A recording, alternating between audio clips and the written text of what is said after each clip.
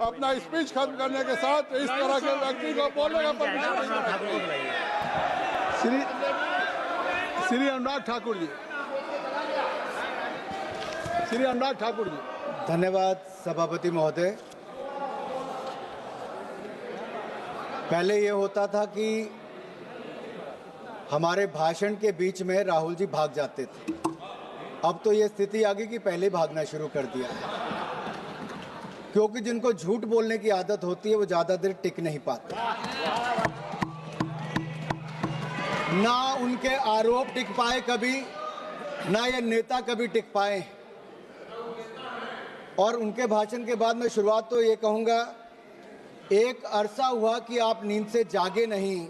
कृपया आप लोग कितना बदल गया भारत, हो जाए मगर आप माने ही नहीं। Kindly I will request to everybody, kindly take your seat. Kindly take your seat, please. बोले सर। एक अरसा हुआ कि आप नींद से जागे ही नहीं। कितना बदल गया भारत, मगर आप माने ही नहीं। बात जमी की करते हो, मगर जमी पर उतरिए तो सही। तब के मजबूर भारत से अब के मजबूत भारत की तस्वीर देखिए तो सही। सर ऐसा लग रहा था कोई दंगल में उतर आया है। सर ग्रिप की बात कर रहे थे और अपनी कमजोरी दिखाकर चले गए। इन लोगों ने अपने समय अर्थव्यवस्था को इतना जकड़ा था भ्रष्टाचार के कारण कि दुनिया की लड़खड़ाती चरमराती अर्थव्यवस्थाओं में भारत को लाकर खड़ा कर दिया था। मोदी सरकार आने के बाद लड़खड़ाती चरमराती नहीं, दुनिया की चौथी बड़ी अर्थव्यवस्था भारत बन गया। वो निर्मला जी की मुस्कुराहट की बात कर रहे थे। मोदी सरकार में एक के बाद एक ऐसा निर्णय हुआ है।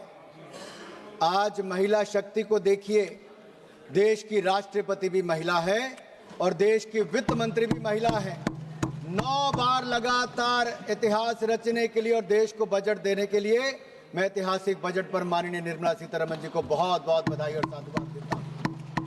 केवल बजट ही नहीं दिया, 140 करोड़ भारतीयों को मुस्कुराने का आपने कारण दिया है। माननीय अध्यक्ष जी, मैं आभार प्रकट करता हूं नेता सदन और देश के प्रधानमंत्री मोदी जी का, जिन्होंने मुझे बोलने का अवसर दिया।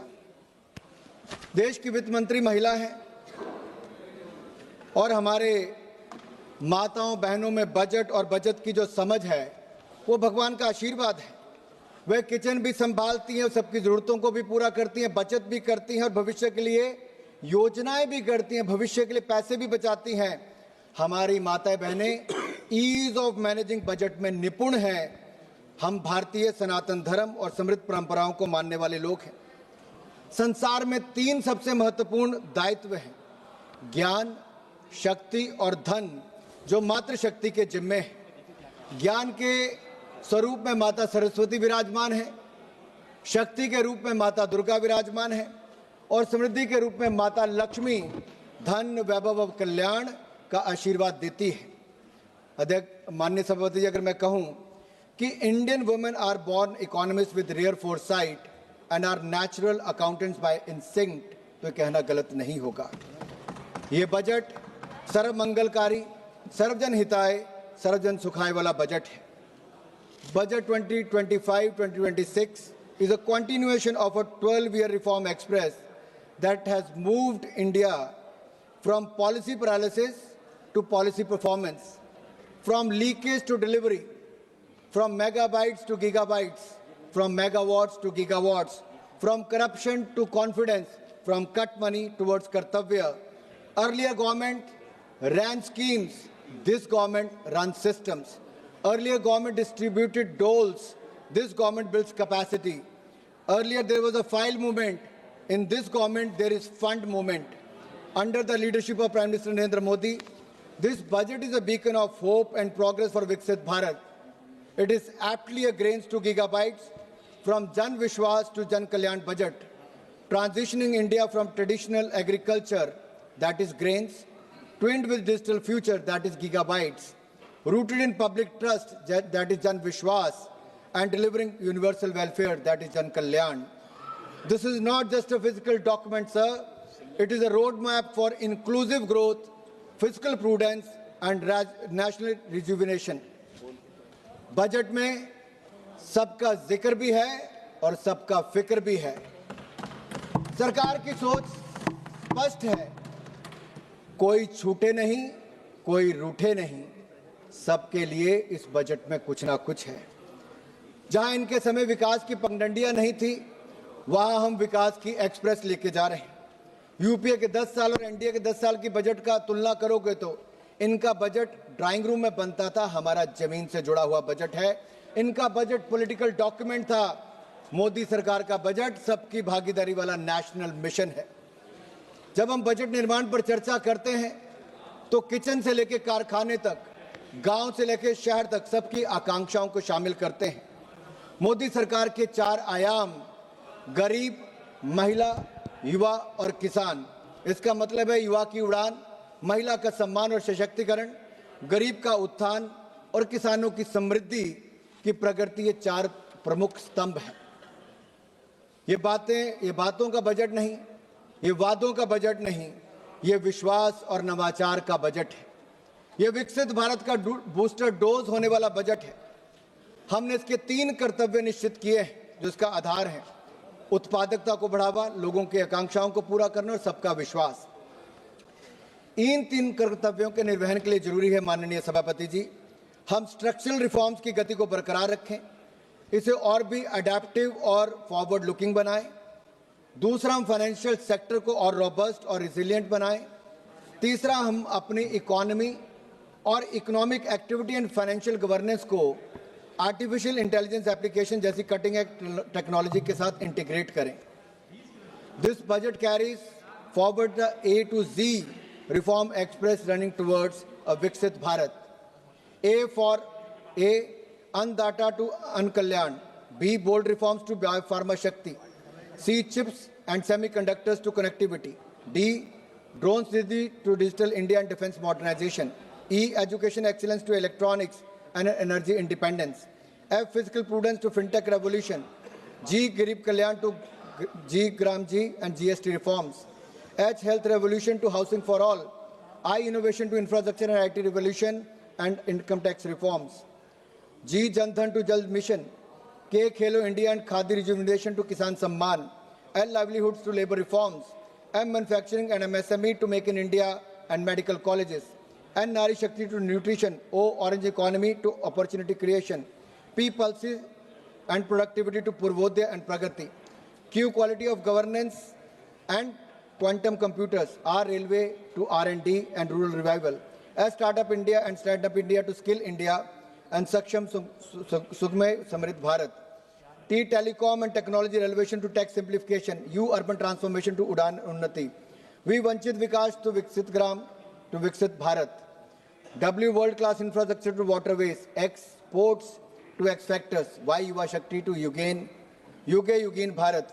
And Z, zero tolerance for corruption to zero poverty Bharat. This reform express has no brakes, sir. 2014 में जब हमारी सरकार आई तो सवाल ये पूछा गया क्या देश में सही मायने में रिफॉर्म्स आ सकती हैं, क्या भ्रष्टाचार मुक्त सरकार दी जा सकती है, क्या गरीबों का कल्याण और गरीबी रेखा से बाहर निकाला जा सकता है। उसका उत्तर था हाँ। और पिछले 12 सालों में मोदी सरकार ने रिफॉर्म्स लेकर आए, रिफॉर्म, परफॉर्म, ट्रांसफॉर्म, इस पर काम किया और जो ऑक्शन और एलोकेशन, इन सब में पारदर्शिता लाए और लाखों करोड़ रुपया भारत के खजाने में जमा किया। यही नहीं, करप्शन फ्री सरकार, भ्रष्टाचार मुक्त शासन दिया है तो नरेंद्र मोदी की सरकार ने दिया है। 25 करोड़ गरीबों को गरीबी रेखा से बाहर निकालने का काम किया। मोदी है तो मुमकिन है, ये सब संभव हो पाया है। यही नहीं अध्यक्ष जी, if I have to give you the contrast, the rot versus reform, अगर भ्रष्टाचार बनाम सुधार की मैं बात करूं तो उसमें दिखता है कि इनके समय 2G से लेकर अन्य घोटाले हुए, हमारे समय उस निष्पक्ष और पारदर्शिता के तौर पर उसमें एलोकेशन और ऑक्शन हुआ। कैपिटल एक्सपेंडिचर यूपीए के 10 साल में कुल मिला के 14 लाख करोड़ खर्च हुए। मोदी जी और निर्मला सीतारमण जी ने इसी साल पब्लिक कैपिटल एक्सपेंडिचर 12,20,000 करोड़ एक ही साल में दिया है और पिछले 12 सालों में 66 लाख करोड़ से ज्यादा दिया। यही नहीं, एग्रीकल्चर बजट इनके समय 27,000 करोड़ था, जो बढ़कर 1,67,261 करोड़ हुआ है। पर कैपिटा इनकम इनके समय 74,000 करोड़ थी, आज बढ़कर 2,05,000 करोड़ हुई। गरीबी दर इनके समय 30% थी, जो आज कम होकर 11% हुई। महिलाओं की बात करते हैं, हमने तो महिलाओं के लिए 33% आरक्षण दिया, तो नरेंद्र मोदी जी ने आकर दिया, जो पहले कोई नहीं कर पाया। और यहां पर निर्मला जी ने बजट में, जेंडर बजट में 5 लाख करोड़ रुपए का प्रावधान किया है, जो आज तक का सबसे ज्यादा है। देश की महिलाओं की ओर से मैं मोदी जी और निर्मला जी का बहुत बहुत आभार प्रकट करता हूं। वुमेन लेबर फोर्स इनके समय 23% थी, आज बढ़कर वो 42% हो गई है। लगातार महिलाओं की भूमिका बढ़ रही है, लेकिन राहुल जी की कांग्रेस में महिलाओं की भूमिका ये बढ़ी कि अपने परिवार के सदस्य को तो वहीं खड़े रहने दिया, बाकी महिलाओं को लंबी कतार बनाकर वेल में भेज दिया और वेल से प्रधानमंत्री जी के घेराव करने में भेज दिया कि अगर निष्कासन हो तो राहुल जी चाहते बाकी महिला सांसदों का हो, उनके परिवार पर कोई ऐसा आरोप न लगे। यही नहीं, अगर मैं कुछ बातें आपको इस पे करूं तुलनात्मक के रूप में, यूपीए की सरकार में 2013-14 में डिफेंस का बजट था 1,45,000 करोड़, आज बढ़कर 7,50,000 करोड़ से ज्यादा हुआ। देश को सुरक्षित करने के लिए और आत्मनिर्भर करने के लिए मोदी सरकार ने डिफेंस में रिकॉर्ड बजट दिया है। ग्रामीण विकास के लिए 4 गुना ज्यादा बजट दिया पहले से। इसी तरह से एग्रीकल्चर में 27,000 करोड़ इनके समय बजट था एक साल का, आज 1,62,671 करोड़ है। एनर्जी की बात करते थे राहुल जी, 17,500 करोड़ रुपए आपके समय बजट था, आज 1,09,029 करोड़ रुपया बजट है। स्वास्थ्य आपके समय हाफ रहा था, क्योंकि केवल 37,000 करोड़ रुपए आपके समय बजट था, आज 1,04,599 करोड़ रुपया बजट मोदी सरकार में है। शहरी विकास 24,000 करोड़ आपके समय बजट था, आज 85,552 करोड़ रुपया बजट है। सोशल वेलफेयर, सामाजिक क्षेत्र में आप केवल 6,225 करोड़ देते थे, हमने 62,362 करोड़ रुपया दिया है। इनके समय अर्थव्यवस्था हाँफ रही थी, लेकिन फिजिकल प्रूडेंस क्या होता है हमने कह के किया। 4.5% हमने कहा था फिजिकल डेफिसिट होगा। मैं बधाई देता हूं निर्मला जी को, 4.5 नहीं 4.4% आपने अचीव किया है, आप बधाई के पात्र हैं। और अगले साल के लिए आपने 4.3% उसका तय किया है। यही नहीं अध्यक्ष जी, पिछले साल 50.65 लाख करोड़ का बजट था, इस बार उसमें 5.6% वृद्धि करके 53,47,000 करोड़ रुपए का बजट रखा है। उसके लिए मैं आपको साधुवाद देता हूं। 12 सेक्टरों पर आपने प्रमुखता फोकस किया है, बैंकिंग, आर्टिफिशियल इंटेलिजेंस और टेक्नोलॉजी, उद्योग, स्वास्थ्य, शिक्षा, महिला, पर्यटन, कृषि, रक्षा, ऊर्जा, रेलवे और परिवहन। अब मैं पहला बैंकिंग पर आता हूं। ये जो ग्रिप की बात राहुल गांधी कर रहे थे ना साहब, ये ऐसी ग्रिप इन्होंने बैंकिंग सेक्टर पर लगाई थी कि 12 में से 11 बैंक पीसीए फ्रेमवर्क में थे। यूपीए सरकार में हमारी सरकार आई, मोदी जी 5R रिफॉर्म्स लेकर आए। हमने पिछले 10 सालों में 10 लाख करोड़ की बैड लोन रिकवरी की है, 10 लाख करोड़ रुपए की बैड लोन रिकवरी की है। और इस साल हमारे बैंक 2 लाख करोड़ रुपए से ज्यादा मुनाफा कमाने वाले अपने आप में रिकॉर्ड है। यही नहीं, अगर मैं जीएनपीए की बात करूं, ग्रॉस नॉन परफॉर्मिंग एसेट की, अटल जी जब सरकार में आए तो 16% था, उन्होंने कम करके उसको 7.6% किया। यूपीए की सरकार में वापस बढ़ के 12.3% हो गया। हमारी सरकार में, मोदी सरकार में उसको कम करके 2.31% पे लाए हैं। ये रिकॉर्ड है साहब। अब डिपॉजिट और क्रेडिट की मैं बात करता हूं। यूपीए की सरकार में 88 लाख करोड़ रुपया पैसा जमा बैंकों में हुआ, हमारे समय 2,32,000 करोड़ रुपया पैसा जमा हुआ। इनके समय क्रेडिट 67 लाख करोड़ दिया, हमारे समय 1,81,000 करोड़ दिया। सर, ये पॉलिसी पैरालिसिस इनके समय था, हमारे समय पॉलिसी परफॉर्मेंस है। राहुल जी आर्टिफिशियल इंटेलिजेंस और डेटा की बात कर रहे थे। दुख की बात तो यह है सर, सब्जेक्ट कुछ और होता है, बोलते किसी और पे। इनका तो ज्ञान भी नर्सरी क्लास से शुरू करवाना पड़ेगा। इनको ट्रेड एंड कॉमर्स और फाइनेंस में ही अंतर नहीं पता। राष्ट्रपति भाषण पे क्या चर्चा करनी और बाकी का कहना वो राहुल गांधी जी को नहीं पता। सर, हार की नफरत इतनी हो गई है कि सदन के नियमों से नफरत है, स्पीकर से नफरत है, संवैधानिक संस्थाओं से नफरत है, देश के प्रधानमंत्री से नफरत है और अब तो भारत से नफरत शुरू हो गई है इनको। और मन घड़ंत आरोप लगाते हैं साहब। और ऐसी नफरत हो गई है कि 95 चुनाव इनके नेतृत्व में कांग्रेस पार्टी हारी और अगले 3-4 महीनों में सेंचुरी लगाने वाली है हार की। सर, आर्टिफिशियल इंटेलिजेंस की इन्होंने बात की। सर, इनको मैं याद कराना चाहता हूं आर्टिफिशियल इंटेलिजेंस पे। शायद ये भूल गए, जितना मोदी सरकार ने काम किया शायद किसी और ने नहीं किया। 25 करोड़ लोगों को एआई मॉड्यूल्स पे शिक्षित हमारी सरकार इस बजट में हमने प्रावधान किया करने वाली है। समय से पहले उनको तैयार करना चाहती है। एआई इनेबल्ड नेशन हम बनाना चाहते हैं। सर, 2030 तक एआई इनोवेशन हब हमारे यहां पे बने, एआई के क्षेत्र में एम्प्लॉयमेंट इनोवेशन आए, 8 करोड़ से अधिक प्रोफेशनल्स की जरूरत दुनिया भर में पड़ेगी और उसकी मार्केट कहीं से तैयार होगी तो हमारे भारत के युवा एआई प्रोफेशनल बनके देश और दुनिया को अपनी सेवाएं देंगे। सर, उसके लिए हमने प्रावधान किया बजट में। सर, उद्योग की मैं बात करूं, एमएसएमई की मैं बात जरूर करना चाहता हूं सर, क्योंकि हमारी जीडीपी में 30% भागीदारी एमएसएमई की है। हमारी एक्सपोर्ट में 40% हिस्सेदारी एमएसएमई की है।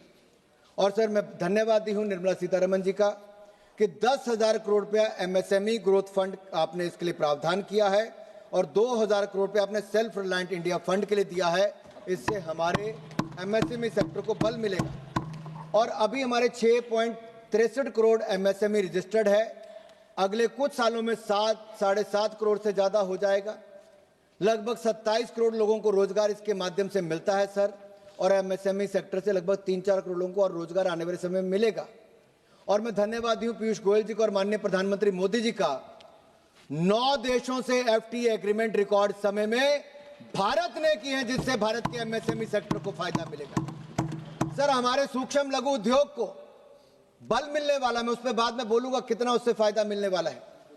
सर, मैं ये कहूंगा, नेता प्रतिपक्ष विदेशों में जाकर बर्लिन में आंसू बहाते हैं, एमएसएमई पर घड़ियाली आंसू बहाते हैं। सही मायने में वो भारत को नीचा दिखाना चाहते थे। सर, इनकी सरकार में एमएसएमई को कितना लोन मिला? 12 लाख करोड़ रुपया। मोदी सरकार में 30 लाख करोड़ रुपया हमने बैंकों से दिलाया। इनके समय लोन लेने में 59 महीने लगते थे, हमारे समय 59 महीने नहीं, 59 मिनट में लोन जारी कर दिया जाता है, पैसा दे दिया जाता है। पब्लिक सेक्टर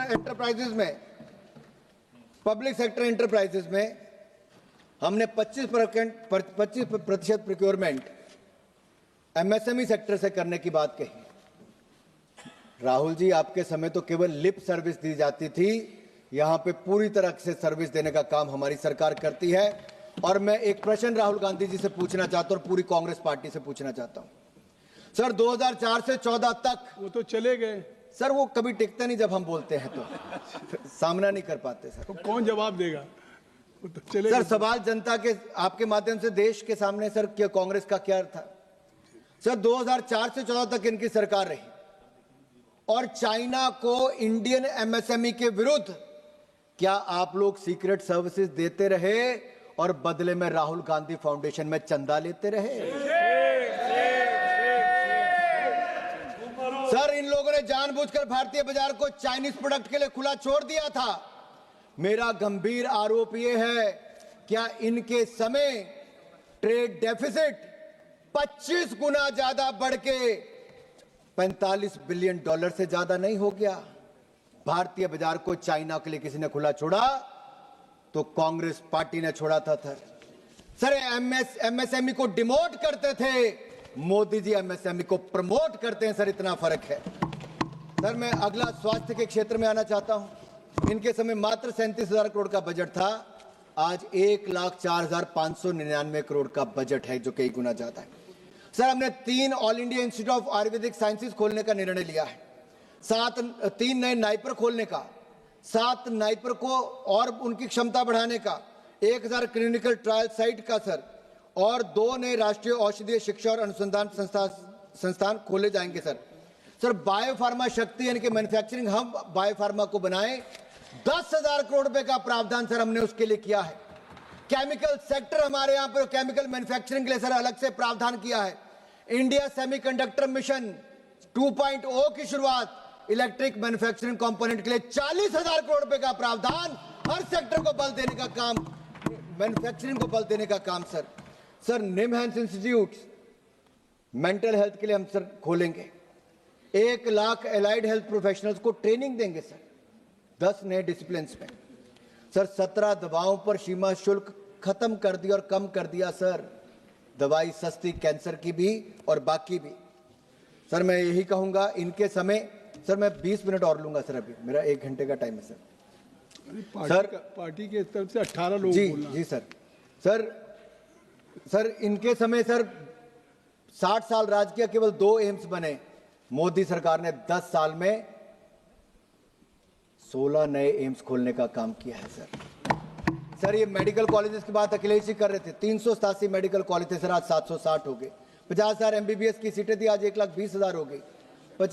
32,000 PG की सीटें थी, आज 62,000 से ज्यादा हो गई सर। यही नहीं, अब 5 नए मेडिकल टूरिज्म हब के माध्यम से हम ऐसे सेंटर खोलने वाले हैं सर। शिक्षा के क्षेत्र में तो मैं बाद में आऊंगा, लेकिन आयुष्मान भारत कार्ड का इतना लाभ मिला कि 1,52,000 करोड़ रुपया आउट ऑफ पॉकेट जो खर्चा था वो देश की जनता का बचा और 12 करोड़ परिवारों को सीधा लाभ मिला, और 86 लाख लोग जो 70 साल से ज्यादा उम्र के, उनको नया जोड़ दिया गया है सर जिन्होंने इसका विरोध किया, केजरीवाल जी हो, उनकी विदाई जनता दिल्ली ने कर दी। ममता बनर्जी ने विरोध किया था, ममता बनर्जी की विदाई भी वहां से तय है सर यही नहीं, शिक्षा पर ऑरेंज इकोनॉमी की बात, एवीजीसी सेक्टर की हमने वो की, उसके लिए सर 15,000 स्कूलों में एवीजीसी लैब खोली जाएंगी, 500 नए कॉलेज में सुविधा दी जाएगी। बच्चियों के लिए सर, गर्ल चाइल्ड के लिए हर जिले में हॉस्टल खोला जाएगा सर, इसके लिए बहुत बहुत धन्यवाद करता हूं। 5 यूनिवर्सिटी टाउनशिप्स खुलेंगी, नेशनल इंस्टीट्यूट ऑफ हॉस्पिटैलिटी खुलेगा, national institute of design eastern sector के लिए खुलेगा सर। यही नहीं सर, अगर मैं महिला की बात करूं तो हमने पिछली बार से ज्यादा 11.36% ज्यादा इस पर बजट दिया है। जेंडर रिस्पॉन्सिव बजट है सर, और इनके मुकाबले तो कई गुना ज्यादा है। शी मार्ट सर बधाई के पात्र है सर। यात्रा देखिए सर महिलाओं की, कांग्रेस के जमाने बैंक खाता नहीं था, मोदी जी ने बैंक खाता भी खोला, सेल्फ हेल्प ग्रुप भी बनवाए, उनको पैसा भी दिया, ड्रोन दीदी भी बनाया, उनके लिए पैसा भी दिया, फिर मुद्रा योजना से फायदा दिया, स्टैंड अप इंडिया योजना लाए, और अब 3 करोड़ बहनों को लखपति दीदी बनाने का लक्ष्य है। 2 करोड़ बहनों को लखपति दीदी बना दिया है, लेकिन इन्होंने तो किसी को लखपति दीदी नहीं बनाया। कांग्रेस ने केवल बैनर पकड़ के यहाँ पे प्रधानमंत्री को बोलने नहीं दिया, उनका घेराव करने का काम किया है सर। ये किसानों की बात करते हैं सर मैं कहना चाहता हूं, एमएसपी इनके समय पे कितना था सर? कुछ नहीं देते थे सर। ये इन्होंने 10 सालों में केवल 5 लाख करोड़ रुपए एमएसपी खरीद की। मोदी सरकार में 12 सालों में लगभग 20 लाख करोड़ रुपए एमएसपी खरीद पर खर्च किया सर। यही नहीं, पीएम किसान हमने 4 लाख करोड़ रुपया सीधा किसानों के खाते में डाला, किसान को समृद्ध संपन्न करने का काम किया सर। 1430 रुपया आए थी इनके समय किसानों की, आज 4122 से 303 गुना ज्यादा होगी। स्वामीनाथन कमेटी रिपोर्ट इन्होंने लागू नहीं की सर, हमने लागू की है। Agriculture infrastructure fund 1 lakh crore रुपया मोदी सरकार ने दिया सर, ये हमने किया है, ये कुछ नहीं कर पाए। और यही नहीं सर, ये तो महिलाओं से वायदे करते, हिमाचल में भी किया था कि 1500 रुपया देंगे, 3 साल हो गए कोई 1500 रुपये नहीं दिया, ना कर्नाटक में दिया ना तेलंगाना में दिया। लेकिन जहां जहां भाजपा की सरकारें हैं, मध्य प्रदेश हो, महाराष्ट्र हो या फिर हरियाणा हो, हर जगह समय जो कहा उस पे हमने बहनों को पैसे दिए, उनका सशक्तिकरण किया है। कांग्रेस ने केवल वायदे किए हैं और कुछ नहीं किया सर। हमारे लिए सर नारी शक्ति नमो नमः सर, हमने भारत के किसान को मजबूत किया है। और राष्ट्रपति जी ने अपने भाषण में कहा, a prosperous farmer is its first priority for the विकसित भारत। सर अगर आप आंकड़ा उठाकर देखिए, 4 लाख करोड़ रुपया 4,676 लाख मिलियन टन, ये प्रोक्योरमेंट इनके समय हुई। हमारे समय 7,109 लाख मिलियन टन प्रोक्योरमेंट हुई। सर बजट हमने 27,000 करोड़ से इनके समय से बढ़ाकर 1,62,671 करोड़ रुपया कृषि का कर दिया। यही नहीं सर, अब हम AI टूल्स लेके आए ताकि किसानों को आर्टिफिशियल इंटेलिजेंस का लाभ मिले। सर हाई वैल्यू क्रॉप से लेके बाकी सब हम कर रहे हैं। युवाओं के लिए सर हमने बजट 1,000 करोड़ से बढ़ाकर सर 4,400 करोड़ कर दिया। सर भारत खेलों में आगे बढ़े, हमने बजट को कई गुना बढ़ाया।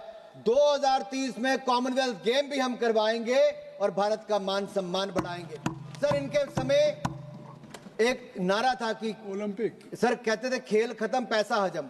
सर कांग्रेस के समय कॉमनवेल्थ के खेल से पहले पैसा हजम ये लोग कर गए थे सर, इतना भ्रष्टाचार किया था। अब आप ओलंपिक करेंगे। सर ओलंपिक भी करेंगे सर, 2036 में करेंगे। और यही नहीं सर, मैं एक यहां पे कहना चाहता हूं, सर देश की सुरक्षा की बात आई सर, 3-4 मिनट में खत्म कर रहा हूं। सर देश की सुरक्षा का बजट सर 7,60,000 करोड़, जहां ये आखिरी बजट के 7,85,000 करोड़ रुपया, क्योंकि आप minister of state for defence साथ में बैठे हैं। सर इनके समय आखिरी गांव कहा जाता था सीमा के बिल्ले, मोदी सरकार ने उसको फर्स्ट विलेज और वाइब्रेंट विलेज बनाने का काम किया, सड़कों से जोड़ने का काम किया, नॉर्थ ईस्ट के राज्यों को रेल से जोड़ने का काम किया, हवाई पट्टियां बना दी सर। और यही नहीं, डिफेंस मैन्युफैक्चरिंग इंडिया में किया सर। इनके समय क्या था सर, 30,000 करोड़ नहीं होता था, हमने 1,20,000 करोड़ रुपया डिफेंस मैन्युफैक्चरिंग किया। इनके समय 862 करोड़ रुपए का एक्सपोर्ट था, हमारे समय 26,000 करोड़ रुपए पिछले साल एक्सपोर्ट किया। सर यही नहीं, जब ऑपरेशन सिंदूर हुआ तो हमारी ब्रह्मोस मिसाइल हो या आकाश डिफेंस सिस्टम हो, पाकिस्तान की जो हवाई पट्टियां थी उनको बैलगाड़ी चलने के लायक भी नहीं छोड़ा सर। सर होम मिनिस्ट्री का बजट लगातार बढ़ाया। मैं बधाई देता हूं अमित भाई शाह जी को और मोदी जी को। आज नक्सलवाद माओवाद भारत में अपनी आखिरी सांसें गिन रहा है। मार्च इसी साल तक सर नक्सलवाद जड़ से मुक्त कर देंगे सर, ये हमारा प्रण है सर। सर यही नहीं सर, अभिषेक बनर्जी जी कह रहे थे कि बंगाल को कुछ नहीं दिया, फिर कहते अच्छा, जब हमने कहा कि डंकुनी से लेकर सूरत के लिए, डंकुनी से लेकर सूरत के लिए फ्रेट कॉरिडोर अनाउंस किया, सर ये किसने किया? हमने किया। लेकिन सर मैं बंगाल की बात इसलिए करना चाहता हूं, वहां के लोगों से आवास योजना हो, प्रधानमंत्री आवास योजना, आयुष्मान भारत योजना हो या फिर मनरेगा हो, इसमें कट मनी की खुली छूट ये इस समय की ममता बनर्जी सरकार ने दिया। सर मैं आपके सामने ये देखिए सर क्या हालत है सर बंगाल की कर दी है। सर ये चार्ट बड़ी स्पष्ट दिखाता है किन किन को पैसा ममता बनर्जी की सरकार दे रही है sir. Sir science and technology 82 crore, youth services 800 crore, IT industry and commerce 1483 crore, लेकिन माइनॉरिटी और मदरसों को 5713 करोड़ रुपया सर। 10 डिपार्टमेंट को मिला के जितना पैसा नहीं सर, ये तुष्टिकरण की राजनीति कर रहे हैं सर। यही नहीं सर, इनके नेता पकड़े गए एक के बाद दूसरा मिनिस्टर।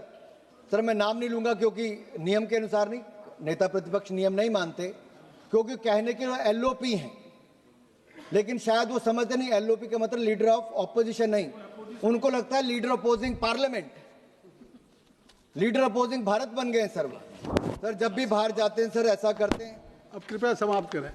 बस सर 3 मिनट में सर खत्म कर 3 मिनट तो पहले सर रेलवे और सड़क को लिए सर 6 लाख करोड़ रुपया प्लीज समाप्त दिया है। प्लीज समाप्त। और सर यही नहीं सर, इनके समय ये फर्श पर हमारी अर्थव्यवस्था को छोड़ गए थे, आज उसको अर्श तक ले जाने का काम किया है। हमारा और आपका कोई मेल नहीं हो सकता और सरकार चलाना कोई बच्चों का खेल नहीं है। राहुल जी कह रहे थे कि हम लोग नेगोशिएशन का मौका दो, सर इन्होंने तो बगैर नेगोशिएशन के सर जब डोकलाम की घटना हुई सर हमारी सेना के जवानों के साथ डिफेंस मिनिस्टर सर सीमा पर गए, प्रधानमंत्री सीमा पर गए, लेकिन राहुल गांधी बंद कमरे में चीनी डिप्लोमेट के साथ क्या कर रहे थे sir? Rahul Gandhi foundation, Rajiv Gandhi foundation के लिए पैसा जुटा रहे थे। सर आज हम विश्व की चौथी बड़ी अर्थव्यवस्था है सर। सर ये भारत के लिए गर्व की बात है सर, मुस्कुराने की बात है, उल्लास का क्षण है सर। लेकिन सवाल ये खड़ा होता है राहुल गांधी लास्ट टाइम कब मुस्कुराए? सर मैं आपसे पूछता हूं, आपसे तो नहीं पूछ सकता सर, लेकिन आपके माध्यम से बाकियों से पूछता हूं। राहुल गांधी लास्ट टाइम मुस्कुराए 31 जुलाई 2025 को 4:20 पे। 420 पे। नहीं, मैं उनको 420 नहीं कह रहा भाई, मैंने उनको 420 नहीं कहा सर, मैंने नहीं कहा सर, मैंने कहा 4:20 पे 31 जुलाई को। सर कैसे? सर जब भारत ने किसी देश के आगे झुकने से मना कर दिया, किसी ने भारत को तलखी में डेड इकोनॉमी कह दिया और इन्होंने हाथों हाथ ले दिया सर, और खुशी में सर ये कह दिया सर भारत डेड इकोनॉमी नहीं, भारत डोमिनेटिंग इकोनॉमी है, डोमिनेटिंग इकोनॉमी है। सर मैं ये कहूंगा सर 7% से ज्यादा की दर से सर हम लोग बढ़ रहे हैं सर। हमने 9 देशों से सर FTA कर लिया सर। सर एक मिनट सर, मनरेगा की बात यहां पे आई सर, मैं कहना चाहता हूं इनके समय 30,000 करोड़ पे बजट नहीं होता था, 30,000 करोड़ यूपीए के टाइम पे बजट नहीं था। निर्मला जी ने बजट 1,01,000 करोड़ तक एक साल में दिया सर, जो 5 साल तक नहीं देते सर। अब हम विकसित भारत गारंटी फॉर रोजगार एंड आजीविका मिशन ग्रामीण लाए सर, सर उसमें भी 1,25,000 करोड़ का प्रावधान है और 30,000 करोड़ मनरेगा का कंपोनेंट भी दिया है सर। ये गड्ढे खोदने में लगे रहे सर। सर मैं एक सर यहाँ पे आपके कहना चाहता हूँ, अब आप समाप्त करें जी सर, सब बातें सर मैं इतना ही कहूंगा, धन्यवाद सर ये इतना ही कहूंगा सर। मैं आखिरी लाइन है सर, सर हमारा आईटी एक्सपोर्ट सर फिगर, क्योंकि सर उन्होंने विषय उठाया था, आईटी एक्सपोर्ट इनके समय $12 बिलियन था, हमारा आईटी एक्सपोर्ट $210 बिलियन हो गया सर। सर यही नहीं, अटल बिहारी वाजपेयी जी ने सर आईटी के क्षेत्र को बल दिया था और मोदी सरकार ने उसको और पंख लगाने का काम किया सर। हमने tax holiday sir data centre को दिया है ताकि वो क्लाउड सर्विसेज दूसरों को दे सके, इससे निवेश भारत में आएगा, रोजगार भारत को मिलेगा। इसका विरोध राहुल गांधी जी करते सर। यही नहीं सर, आखिरी 1 मिनट सर मैं आपका ले रहा हूं सिर्फ सर, जो लंबी लंबी बातें करते थे सर, विज्ञान की परीक्षा में गणित के सवाल लगाता रहा और इसी नासमझी में चुनाव दर चुनाव हारता रहा है सर। इनकी हाल है आपकी बात सर। इनको लगता है सर कि वोट चोरी का आरोप लगाते हैं सर। मैं ये कहता हूं वोट चोरी नहीं सर, लोगों ने चोरों को वोट देना बंद कर दिया, चोरों को वोट देना बंद कर दिया सर। मैं आखिरी ये कहूंगा सर, ये आखिरी लाइन सर, आखिरी लाइन है सर, इतने ही कह रहा हूं सर। मुझे तो लगता है सर इनकी प्रोग्रामिंग अंकल सैम और अंकल सोरोस ने किया है। जितनी चाबी भरी सैम ने उतना चले खिलौना। इनमें अंकल सैम का सिम कार्ड और सोरेस का सॉफ्टवेयर है, उधर से टाइप होता है और इधर से टेलीकास्ट होता है सर। ये कुछ विजिबल इनविजिबल ताकतें पीछे पड़ी हुई सर। सर ये आखिरी थैंक यू के फ्रांसिस जॉर्ज Sir, बात धन्यवाद आप। so the Honorable Finance Minister in the budget speech spoke. Can I? आखिरी लाइन क्या है? आखिरी लाइन क्या है? एक minute Sir, the Honorable Finance Minister in the budget speech, sir. एक मिनट, क्या आखिरी लाइन बोल दीजिए प्लीज। सर मैं यही कहूंगा, ये बजट आत्मनिर्भर भारत, इंफ्रास्ट्रक्चर क्रांति, हाईटेक मैन्युफैक्चरिंग, सेवा क्षेत्र नेतृत्व, स्वास्थ्य सुधार, महिला और युवा सशक्तिकरण और समावेशी विकास का विजन बजट है। इसके लिए जितना साधुवाद बधाई माननीय प्रधानमंत्री मोदी जी के नेतृत्व को और माननीय निर्मला सीतारमण जी को वित्त मंत्री के रूप में दी जाए उतनी कम है। हमारा देश अगले 25 सालों तक लगातार सबसे तेजी से बढ़ने वाली है। Thank you, sir. So the Honorable Finance Minister in the budget speech